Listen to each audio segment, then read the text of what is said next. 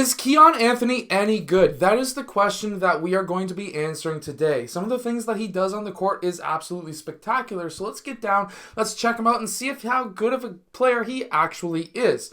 Really quickly, if you're a coach or a player and you like the app that I'm using where I can write on the screen, you can go check out the 10% off link down in the description below. And if you want to be able to jump higher, make sure to go check out my vertical jump training book that is down there as well. Let's get down, let's check out Kiyan Anthony. So first we're going to check out some EYBL footage, and does he have an actual good jump shot? This is a very good question that I see a lot of online. And is it a solid jump shot that can be transferable into the NBA? As we all know, his dad is an NBA or was an NBA player, but what are some of the things that we see in his shot? His shoulders, hips, knees, and feet are all pointed in the same direction.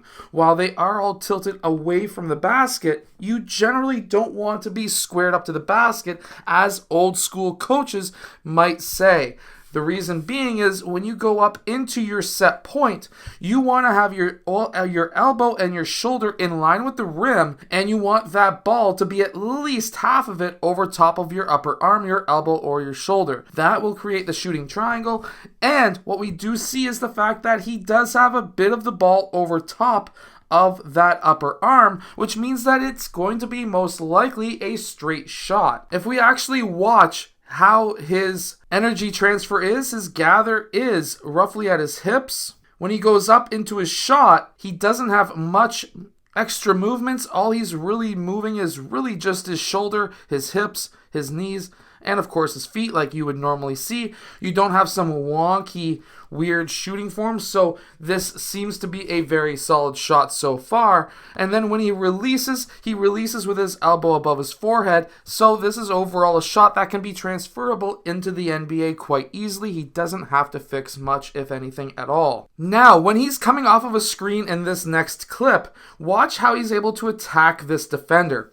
If we actually go really slowly, we can see that he actually dips his shoulders below his defender's shoulders. This will give him leverage once he gets past. He's able to lift his defender up, which will slow his defender down while he's still attacking that rim. While attacking the rim, he used his off arm to create the space between himself and the defender, and that's when his man comes in and sets a screen. When he uses that screen, he now is faced with a new defender. His man is caught on his screener's side, which is absolutely fantastic. Now he needs to make a decision because he's got all the leverage and speed. This defender was coming in this direction. He was going in this direction, which means that while his shoulders are lower, he's going to have leverage, but he also has speed on his side because this guy has to change directions. When he attacks that defender, he hesitates slowly. That gets his man standing straight up while he's still on his toes. He's not really in any defensive stance to be able to stay with him. He gets frozen. He now creates that distance between himself and his defender. He's kept the ball high enough and at least far enough away from this main guy. He's trying to reach in, but it doesn't matter. And he's able to finish at that rim with only one step. He's also not afraid to shoot the shot right away. We can see that he's going to have really good power coming from his legs. His hips are close to 90. His knees are pretty well 90, and we can actually check that right here, where we can actually take a look and say, yeah, that's pretty well 90 degrees. And then if we look at his hips are about 100 degrees. He's going to have enough energy coming from his lower back and his legs to be able to extend this range farther than where he's at right now, which means that that shot is going to be great. He's got no thumb flick, and even if you watch his eyes, if we rewind just a little bit, at this point, he's already looking at the rim. He doesn't have any wasted movements, and he's got some pretty good backwards rotation on that shot as well. He also knows how to use screens really well too, which is great to see. You're going to need to know how to use screens at the NBA level. His man goes over top of the screen. He now attacks the paint, the basket, and he's able to do that with very few dribbles, and he's able to finish at the rim. This is a nice floater right at the rim. But if we actually watch, when he attacks, this. Watch what he does right here. He just hesitates for that 1 second, and then he's able to attack. Watch how many dribbles at this point. He's gone into attack mode now. Watch how many dribbles he takes to attack the basket. He only takes 1. He then goes up for that floater, only 1 dribble. This is very important because if you're attacking the basket, you want the fewest amount of dribbles possible because you're going to have multiple defenders who are collapsing in on you, and if they collapse in on you while you're still dribbling, guess what? They're going to steal that ball. Now, in this clip, his man goes over top of the screen. It wasn't a very well set screen. This guy rolled just a bit too early, and Kiyan Anthony didn't get close enough to the screen. This guy didn't hedge very high either, so that allowed Kiyan Anthony to create that distance right there. Now that he's got 2 men on him, he's got a couple of different options. The number one option for him, since he's a scorer, is to score, and that's exactly what he did right here. He takes that last dribble, he gathers on his right foot.